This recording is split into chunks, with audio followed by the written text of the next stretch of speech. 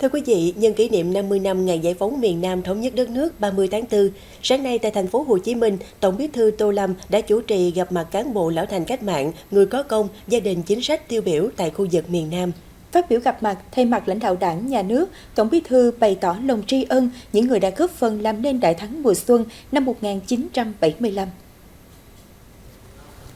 Tổng Bí thư cũng thông tin về một số vấn đề nhân dân đang rất quan tâm, nhất là những chủ trương liên quan đến quốc kế, dân sinh và những việc trọng tâm cấp bách ngay trong năm 2025 về chuẩn bị đại hội 14 của Đảng và những năm tiếp theo. Tổng Bí thư nhấn mạnh, sau sắp xếp, sáp nhập các tỉnh Nam Bộ nhằm tạo điều kiện không gian phát triển đa dạng cả về tự nhiên, kinh tế, văn hóa, đặc biệt là tận dụng tối đa hình thái không gian biển để kích hoạt liên thông núi rừng, đồng bằng, biển đảo nhằm bổ sung, tương tác, hỗ trợ cùng nhau phát triển nhưng vẫn giữ được bản sắc văn hóa vùng miền, địa phương.